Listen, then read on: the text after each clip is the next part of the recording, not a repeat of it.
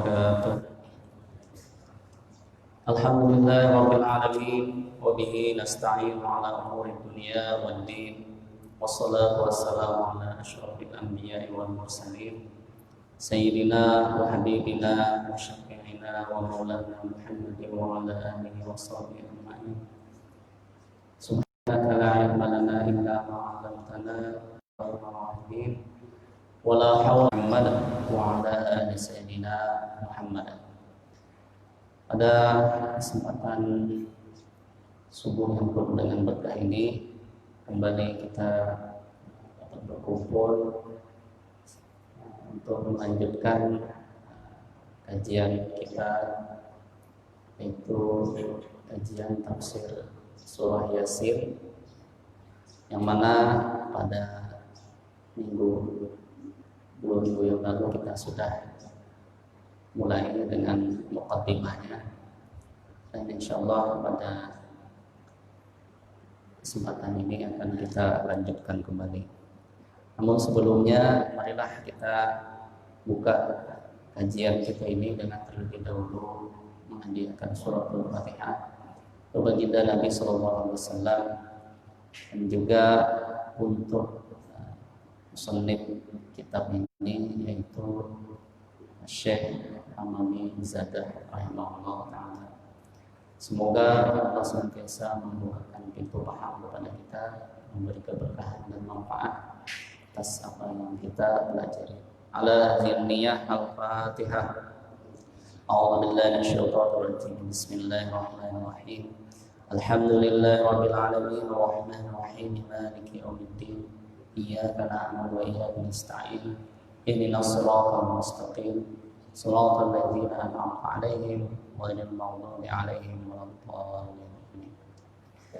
Bapak Ibu, saudara dan saudari jamaah yang dimuliakan Allah, pada pertemuan kita terdahulu kita sudah sampai pada pembahasan mengenai khasais atau khasiat-khasiat daripada suratul Yasin, surah Yasin. Di antaranya adalah bahwa orang yang lapar apabila membacanya dengan hadir hatinya, maka Allah akan mengenyangkan atau menghilangkan laparnya dengan anugerahnya. Dan apabila dibaca oleh orang yang takut, maka Allah akan hilangkan rasa takutnya atau rasa khawatirnya. Maka sekarang kita lanjutkan masih daripada khasiat-khasiat atau keistimewaan surah Yasin. Qala al-musannifu rahimahullah ta'ala nafa'ana bihi wa bi ulumihi fid dharain amin. Wa in qara'aha al-faqiru khalasa min dainihi. Dan jika membacanya oleh orang yang fakir, orang yang hidupnya susah, ekonominya sangat sulit, maka dia akan terbebas daripada hutangnya. Karena orang miskin biasanya itu hidupnya tidak lepas daripada berhutang, karena tidak cukup dia untuk memenuhi kebutuhan sehari-hari, jadi harus berhutang. Nah, mereka yang mengamalkan surah Yasin, niat membaca agar Allah menghilangkan hutangnya atau membebaskan hutangnya, maka diharapkan mudah-mudahan Allah melepaskannya dari hutang tersebut.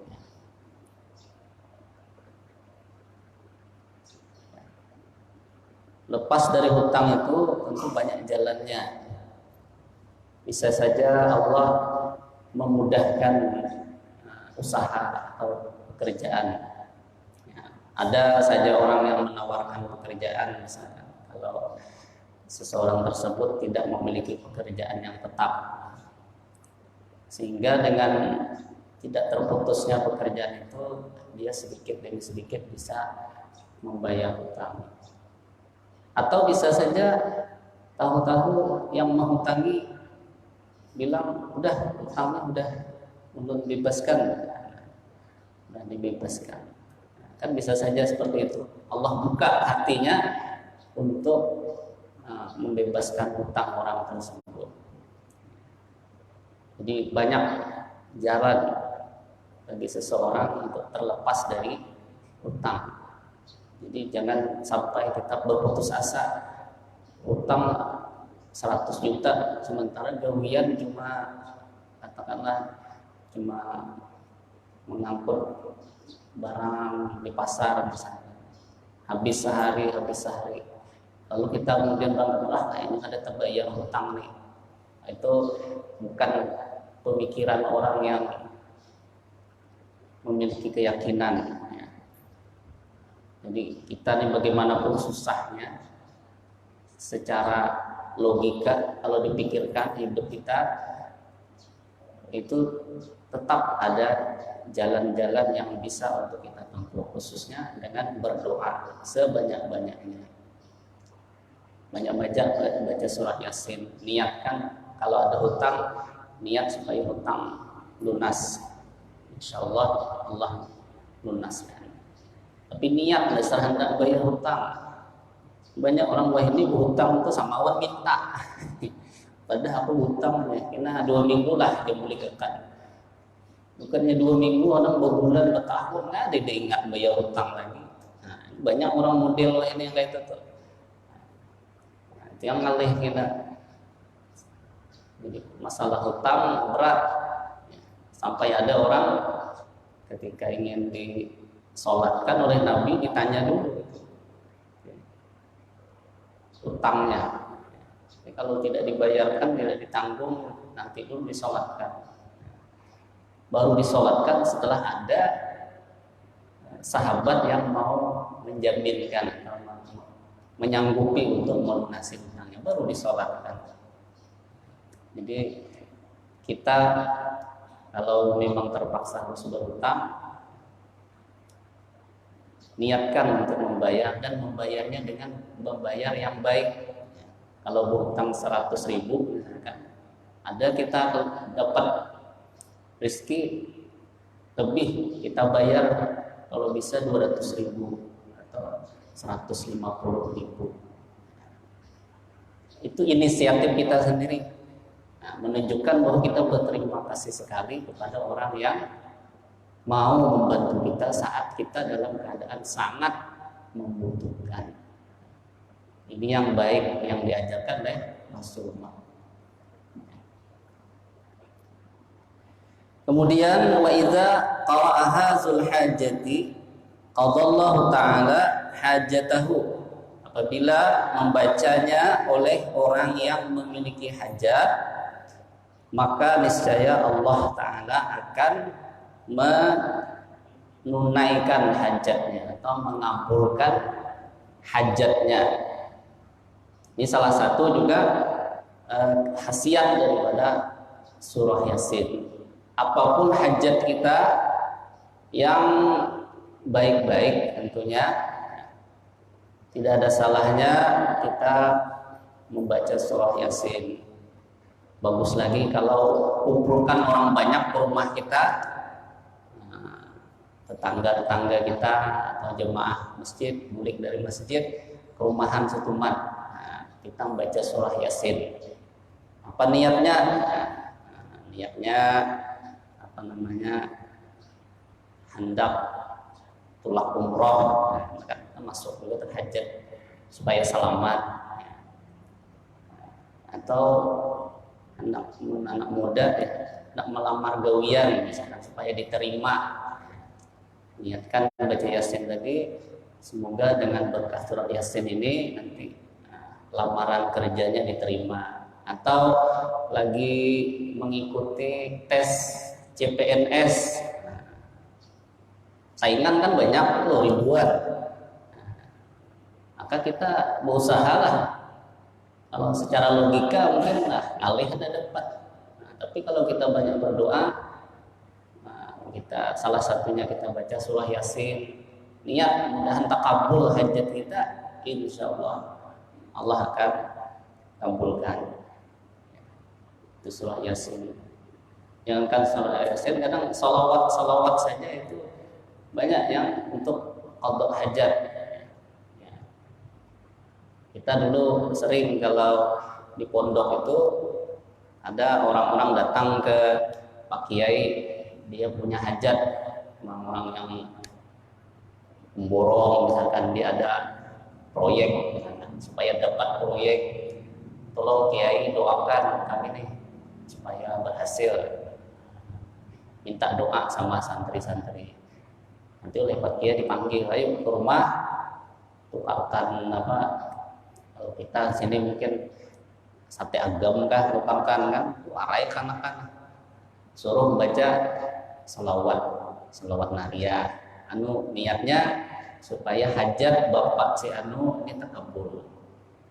Alhamdulillah banyak yang memang dikabulkan oleh Allah, dan dia kemudian datang karena berhasil tadi membantu pembangunan pesantren.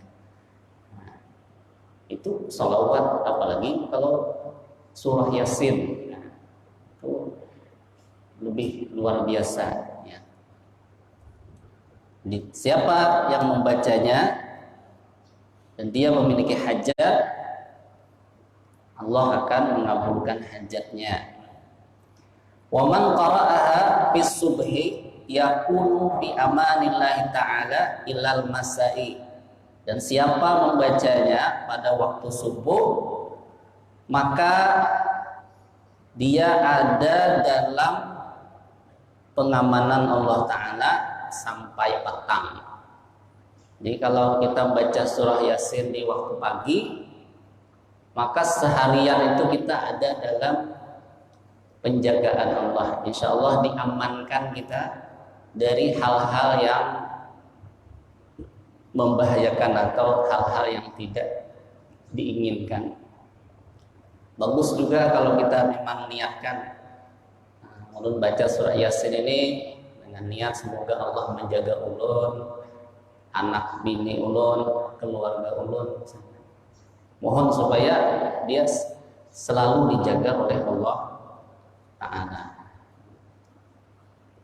Jadi dibaca di waktu subuh sampai petang dalam penjagaan atau keamanan Allah Ta'ala. Wa fi ayyi baldatin iza tuliyat aw kusirat rafa'allahu ta'ala anhumul bala'a wal qahta wal ghalaa wal ta'una wal waba'a wal marada bi hurmatiha. Dan di negeri mana saja apabila dibacakan surah Yasin atau ditafsirkan surah Yasin atau dibacakan tafsir surah Yasin, niscaya Allah Ta'ala akan mengangkat dari mereka, maksudnya dari penduduk negeri tersebut, akan mengangkat bala dan kata paceklik musim kemarau, ada hujan ya. Mengangkat masa paceklik, mengangkat kemahalan harga-harga, taun, wabah, penyakit dan penyakit dengan kemuliaan surah Yasin itu tadi. Nah, jadi ini barangkali sangat cocok dengan kondisi kita sekarang, di mana negeri di seluruh dunia ini sekarang menghadapi satu wabah yang luar biasa, saking luar biasa ya, wabah kita sekarang ini. Orang yang sakit aja kadang ada gejalanya.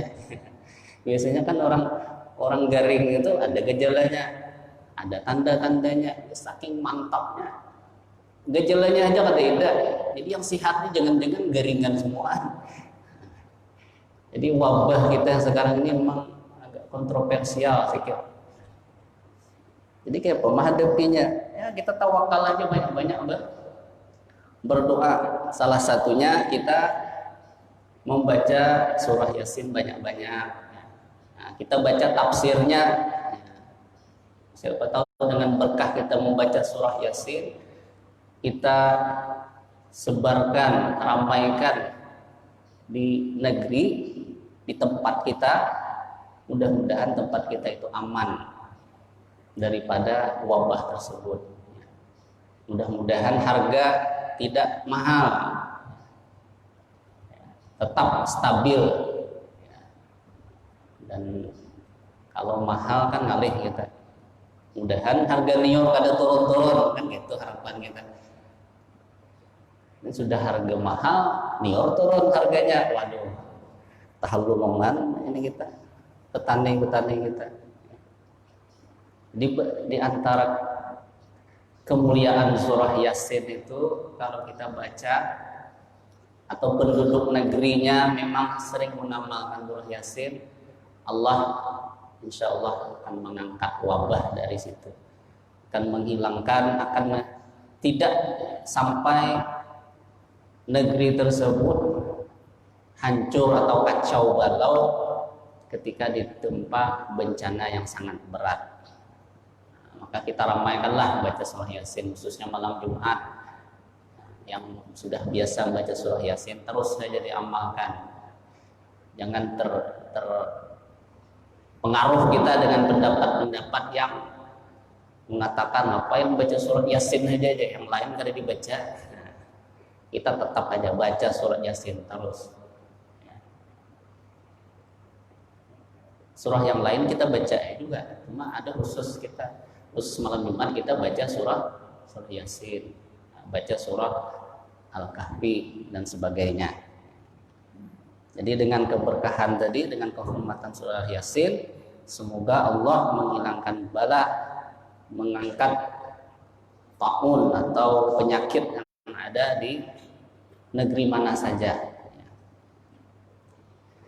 Wa man qara'aha fil laili yakunu ahluhu fi amanillahi ta'ala ila subhi. Dan siapa membacanya di waktu malam, niscaya adalah keluarganya dalam pengamanan Allah Ta'ala hingga subuh. Jadi membacanya sehari semalam berarti paling kada 2 kali. Pagi sekali baca surah Yasin, malam sekali, supaya terus kita ini aman, dijaga oleh Allah. Rumah kita aman daripada pencurian ataupun perampokan dan sebagainya. Apalagi yang banyak berduit atau hanya laku tanahnya, duitnya masih banyak ada di rumah, di tangan ratusan juta. Kalau sawat mah hendak disimpan di apa ngarannya, di bank kah atau di mana. Itu pikiran pada tanam kada tuh malam kan, kalau dicungkil maling kah.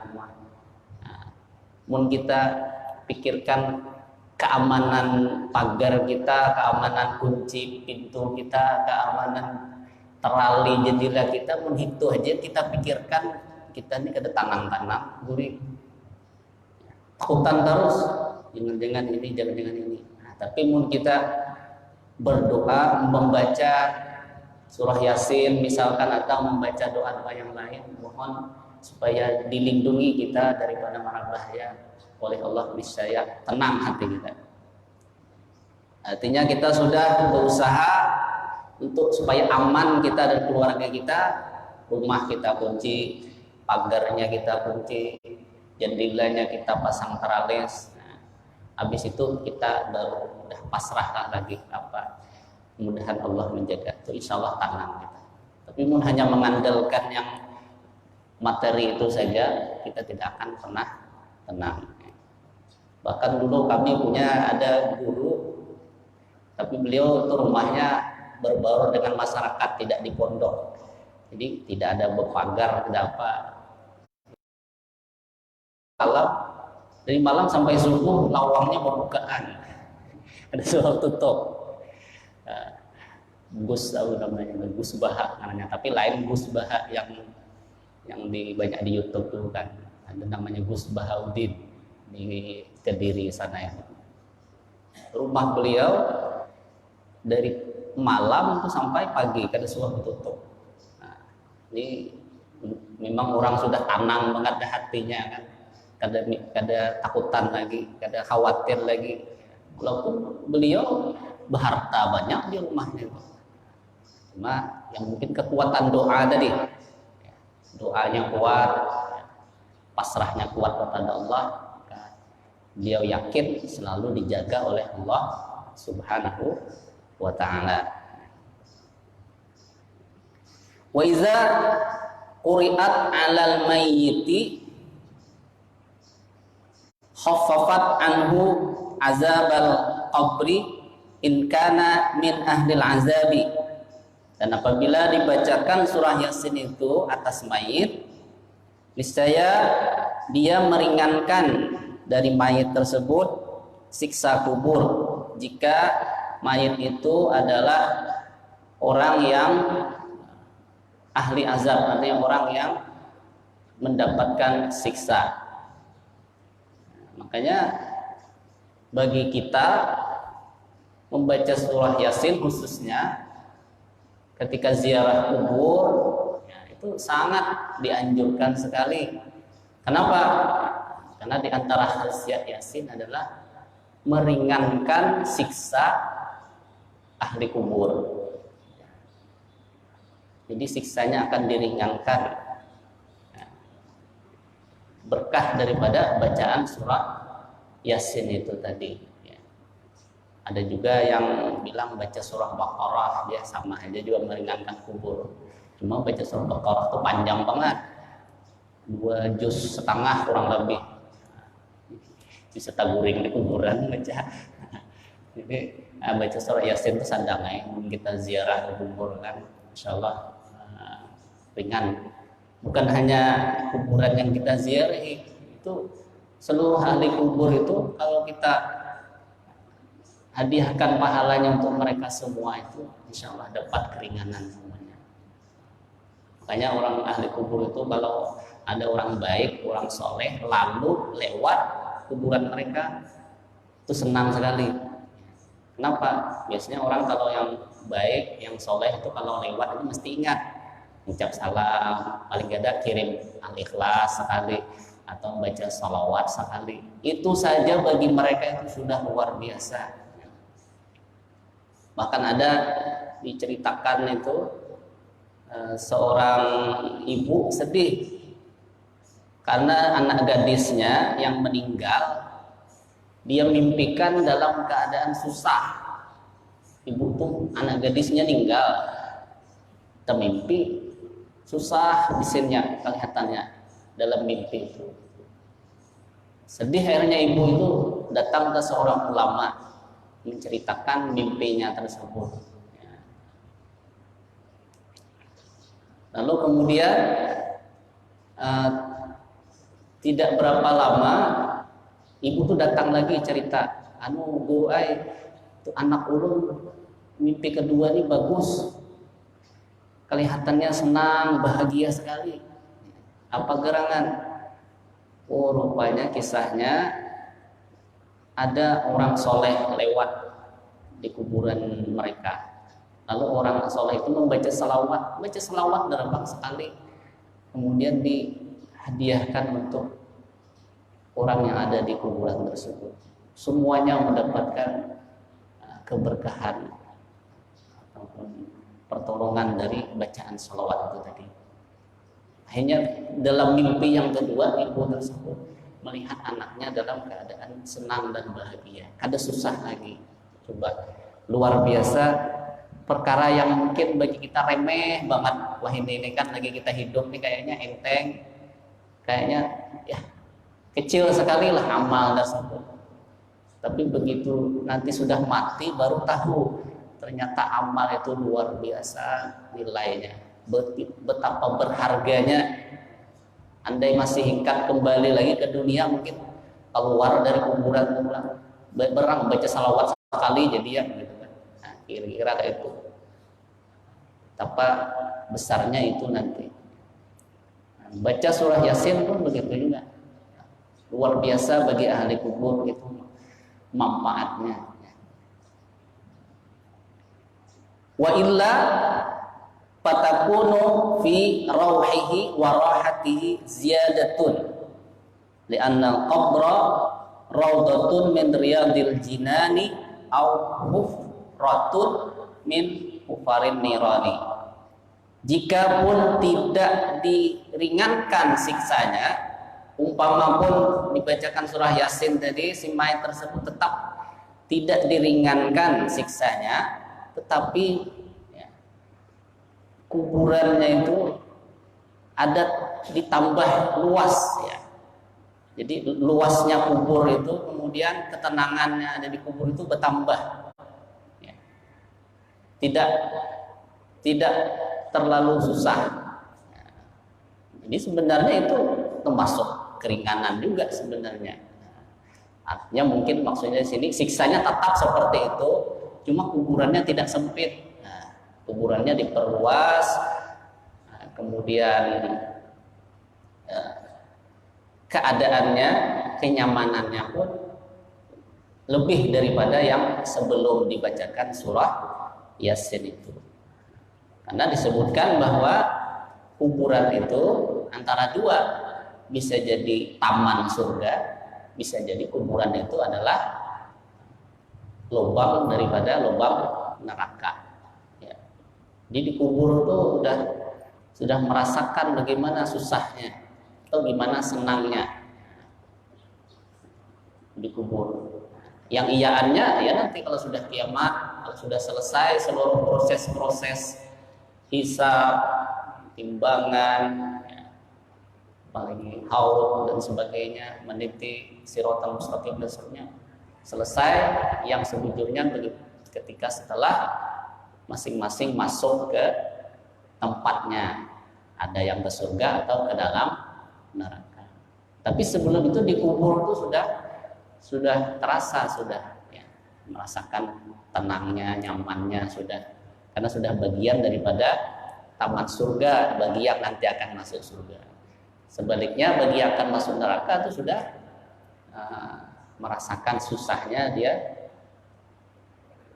walaupun belum masuk ke dalam neraka yang sebenarnya.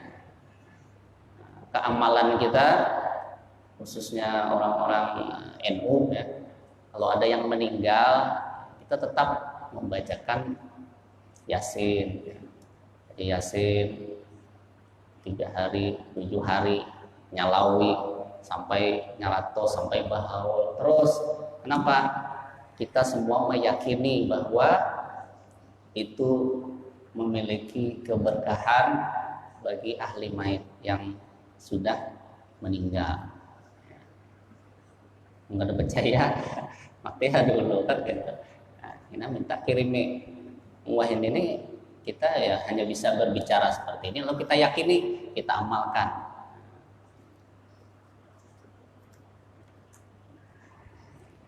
Wa fi lafzi Yasin khamsatu aqwalin.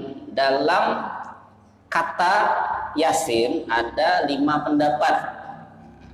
Maksudnya tafsir Yasin itu, maksud dari Yasin itu apa? Nah, di sini dia ada 5 pendapat. Qala ba'dul mufassirina, berkata sebagian ahli tafsir, Yasin ya insanu. Yasin itu maksudnya ya insan, wahai manusia.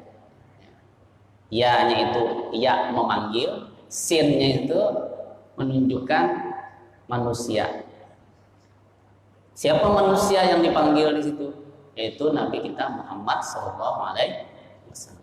Karena beliau adalah manusia, bukan malaikat, bukan jin. Kenapa manusia? Nah, supaya bisa kita teladani. Kalau Nabi dan Rasul tuh malaikatnya ada makan-makan kayak kita neladani. Kita makan, ini ada. Jadi dia manusia. Tapi kata ahli syair, basyarun la kal basyar. Manusia iya, tapi tidak kayak manusia biasa. Ada keistimewaannya. Yasin, ya insan, wahai manusia. Manusia adalah yang dimaksud Nabi kita Muhammad SAW. Wa adatul Arabi annahum ya'khuzuna min kulli kalimatin harfan summa yatalaffazuna bihi. Dan kebiasaan orang Arab bahwa mereka mengambil dari setiap kalimat, dari setiap kata itu diambil satu huruf, lalu diucapkanlah satu huruf itu saja. Artinya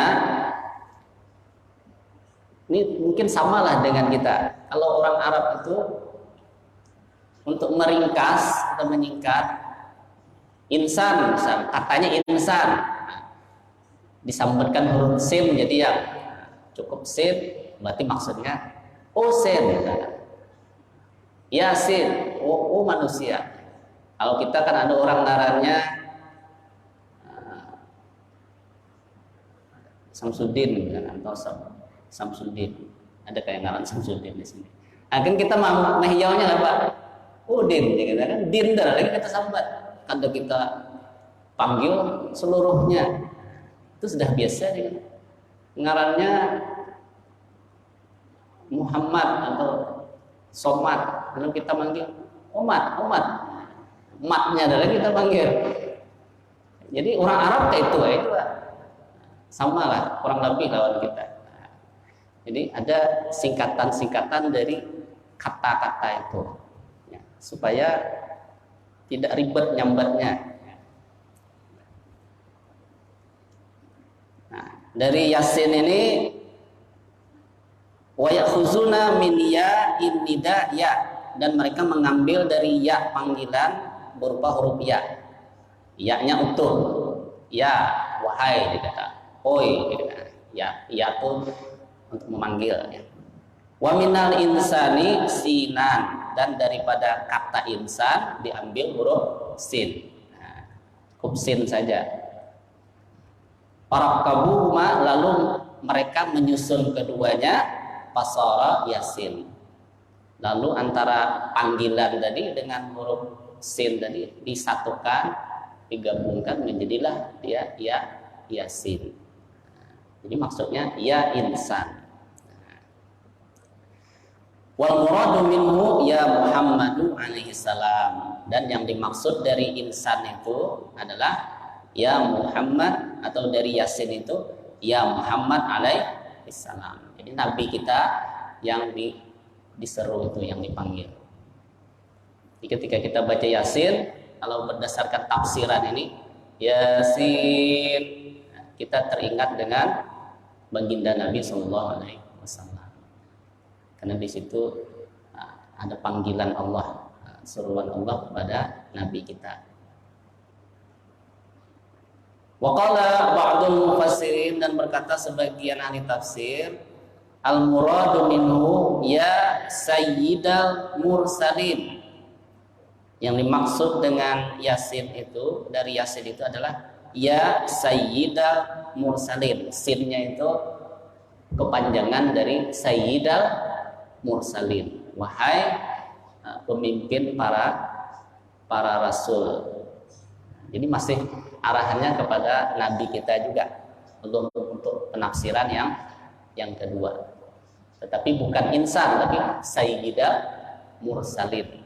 Nah, memang beliau adalah pimpinannya para rasul. Jadi sayyid. Bahkan dalam hadis, ana sayyidu waladi Adam, kata Nabi, wala fakhra. Saya itu sayyidnya dan pemimpinnya anak Adam seluruhnya, bukan karena sombong-sombongan, bukan karena sok-sokan, tapi memang begitu adanya. Makanya kita kan selalu kalau menyebut nama beliau itu rasanya ada nyaman kalau ada menyebut Sayyid. Allahumma sholli ala Sayyidina Muhammad wa ala ali Sayyidina Muhammad. Untuk apa? Adab kita kepada beliau. Memang ada dalam pembahasan ulama itu, apakah katanya yang didahulukan itu memelihara adab ataukah memperhitungkan taat? Adabkah didahulukan apa taatkah didahulukan? Misalkan begini, dalam hadis ketika orang bertanya kepada Nabi kita tentang bagaimana bersalawat kepada beliau, beliau mengatakan Allahumma sholli ala Muhammad wa ala ali Muhammad. Beliau tidak menyebutkan sayyid di situ. Nah, kalau kita mengedepankan unsur taatnya, yang didahulukan harus taatnya. Taatnya apa? Harus mengikuti apa yang beliau bilang. Kalau beliau bilangnya Allahumma sholli ala Muhammad, ya udah kita bacanya Allahumma sholli ala Muhammad wa ala ali Muhammad. Itu kata sebagian ulama. Sebagian lain mengatakan tidak, kita utamakan adab. Memang kalau dari segi ketaatan kita mengikutinya seperti itu, mentaati perintahnya. Beliau mengatakan sholli ala Muhammad, tidak pakai sayyid. Tapi itu kan agak kurang beradab. Kalau begitu kita tambah sayyid. Allahumma sholli ala Sayyidina Muhammad. Jadi mengedepankan adab. Jadi kalau ada perbedaan pendapat masalah mengucapkan sayyid di hadapan Nabi kita, nama beliau itu, ya, itu tergantung pada sudut pandang masing-masing. Ya. Ada yang mengikuti mengutamakan adab daripada taat, ada yang mengutamakan taatnya dulu baru adab. Maksud taat di sini sesuai apa yang ada, sesuai apa yang dinaskan oleh Nabi Sallallahu Alaihi Wasallam. Jadi bujur aja kebebajannya, kada salah kada. Ya.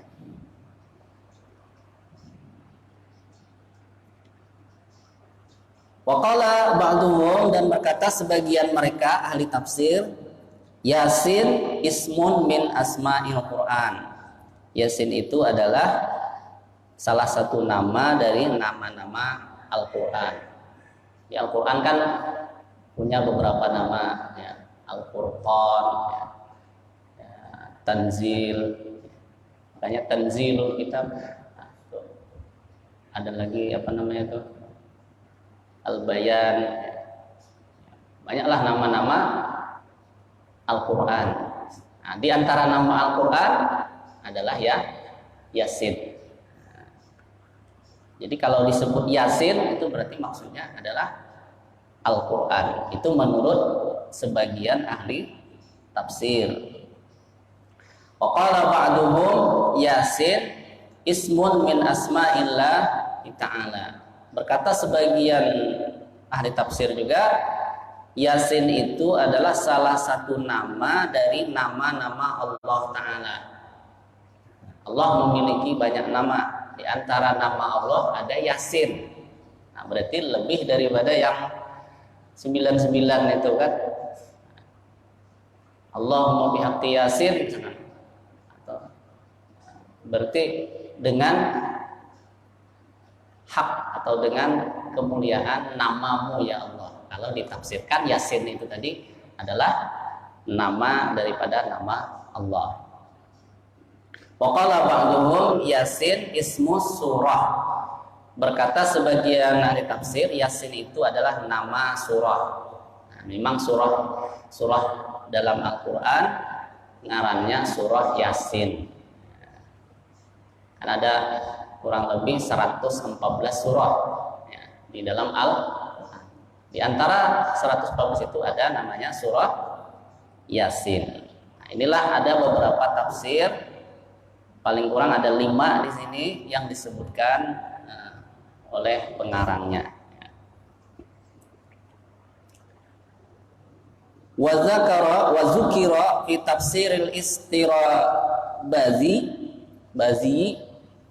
inna lillahi ta'ala arba'ata alafismin Alfun minha la ya'rifuhu ghairullah ta'ala wa alfun minha la ya'rifuhu ghairul malaikati wa alfun fil lawhil mahfuzi wa salasumi'atin fit taurati wa salasumi'atin fil injili wa salasumi'atin fiz zaburi wa mi'atun minha fil qur'an tis'atu wa tis'una zahiratun wahidun minha khafiyun wa huwal ismul a'zamu la ya'rifu illa al-anbiya'u wal mursalun.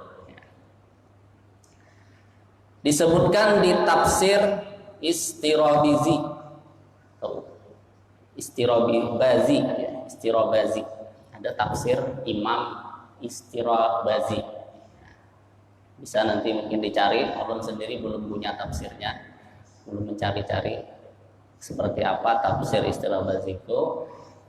Yang jelas di sini beliau menukil dari tafsir tersebut, yang mana dalam tafsir tersebut disebutkan bahwa Allah Ta'ala memiliki 4.000 nama, bukan hanya 99. Dalam tafsir itu disebutkan Allah punya 4.000 nama isim. 1.000 diantaranya tidak mengetahuinya kecuali Allah. 1.000-nya hanya Allah yang tahu. Dari 4.000 itu tadi, itu tidak diketahui oleh siapapun kecuali Allah. Kemudian 1.000-nya lagi la ya'rifuhu ghairul malaikati. 1.000-nya lagi Allah hanya kasih tahu kepada para malaikatnya. Yang lain tidak dikasih tahu. Wa alfun fil lawhil mahfuz. 1.000 lagi ada di lauh mahfuz. Jadi kita tahu juga kita panjang ngarannya yang 1.000 yang di lauh mahfuz itu. Kita sampai ke sana. Kemudian berarti sudah 3.000 sudah. 3.000 ini ngalih tidak tahu. Ada wilayah kita. Salah sumiah di Taurat 300 ada di Taurat, 300 ada di Injil, 300 ada di Zabur. Berarti sudah 3.900, tinggal 100 lagi. Yang di Taurat gak ada suara juga, kita buka Taurat. Injil gak ada suara buka, adakah di Injil wah ini itu? Asalnya bilang ada lagi. Kenapa? Taurat, Injil, Zabur.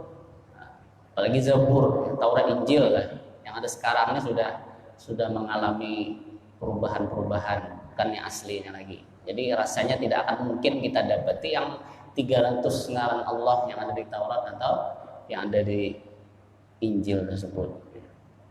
Nah, yang mungkin bisa kita ketahui ada 100 ada di Quran.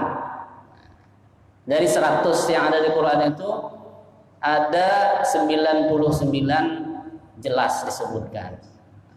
Makanya diantaranya kan wallahul khaliqul bari'ul musawwirul lahul asmaul husna yusabbihu ma fis samawati wal ardh wa huwal azizul hakim. Itu kalau kita baca akhir daripada surah Al-Hasyr ya. Di situ ada disebutkan beberapa nama Allah. Walillahil asmaul husna fad'uhu biha, dalam surah Al-Isra juga ada di akhir-akhirnya itu. Lalu kalau kita buka tafsir Jalalain baru disebutkan di situ secara lengkap. Jadi 99 itu jelas disebutkan. Tinggal satu lagi daripada 100 itu samar, artinya tidak jelas. Itulah yang disebut dengan isim a'zam, nama yang paling agung, tidak diketahui kecuali oleh para nabi dan rasul. Jadi kalau ismul a'zam ini hanya dikasih tahu atau diberitahu oleh para nabi dan rasul, yang mana diantara keutamaan isim a'zam dengan isim a'zam itu akan diberi oleh Allah Subhanahu. Yang dikuatkan itu asmaul a'zam itu adalah Allah. Di Allah itulah katanya isim a'zam. Itu ada yang menguatkan pendapat yang mengatakan yang dimaksud dengan isim a'zam adalah lafaz Allah. Karena Allah inilah satu-satunya nama yang khusus. Tidak ada orang yang bisa mengaran Allah. Coba ada ulah ngaran Allah, bisa timbang patir.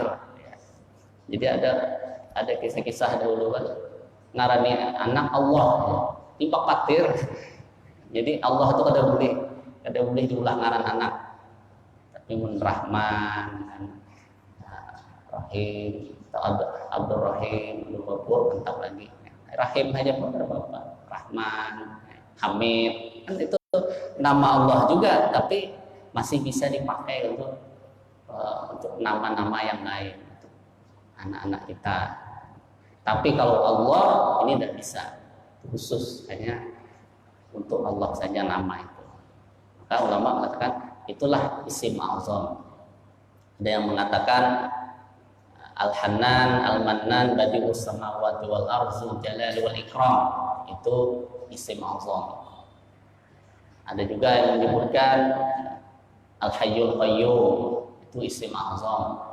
Ada juga yang menyebutkan ya, Ar-Rahmanur Rahim, itu isim a'zam. Jadi banyak pendapat ulama mana itu isim a'zam. Kenapa ada pendapat begitu? Karena memang di hadis Nabi ada memang sebutan-sebutan begitu. Ketika ada yang bertanya tentang isim a'zam, Nabi lalu menyebutkan. Sehingga ada yang menyimpulkan itulah isim a'zam. Cuma penyebutan Nabi itu lain-lain. Akhirnya bingung lagi kita kan, yang mana nih yang iyaan? Kalau begitu udah pakai aja semuanya. Mungkin di antara semua yang disebutkan itulah yang dimaksud. Tetapi Allah itu yang dikuatkan itulah isim a'zam.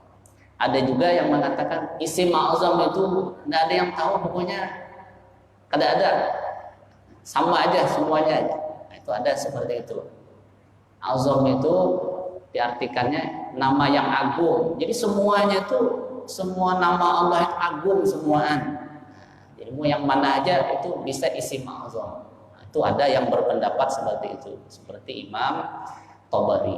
Jadi Imam Tabari mengatakan isim a'zam itu tidak khusus ada satu isim, tapi semua nama Allah itu bisa dimaksud isim a'zam itu. Artinya kalau kita berdoa dengan asmaul husna itu sudah sebenarnya kita memakai isim a'zam. Terus timbul pertanyaan, kenapa ada takabul juga? Pada takabul juga, kami ingat kalau banyak salah, ya. Entah berdoanya kah, ada serius, entah syaratnya kah. Di antara syaratnya kan orang berdoa, makanannya harus halal, usahanya halal, bajunya bersih, halal juga. Nah, kayak apa aja berdoa, tapi orangnya masih terselubung dengan yang haram, kan ada takabul juga.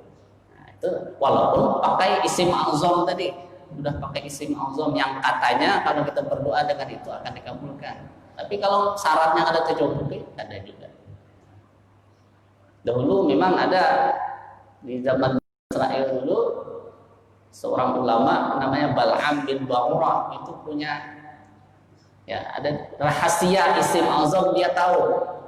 Dan dia kalau berdoa dipakai itu. Pakai rahasia isim a'zam itu, sehingga dia itu kalau minta langsung saat itu juga dikabulkan, waktu itu juga sesuai dengan yang dia minta. Saking hebatnya itu Bal'am bin Ba'urah itu, karena dia diberi pengetahuan tentang isim a'zam.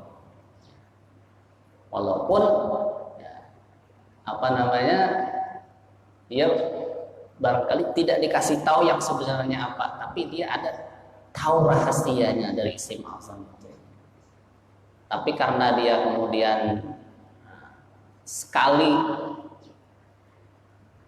berdoa yang tidak baik untuk Nabi Musa dan umat beliau, akhirnya dia kemudian mendapat malapetaka. ilatnya terjulur sampai ke dada, terjulur seperti mana anjing. Dari saking sebelumnya alim, bukan main alimnya.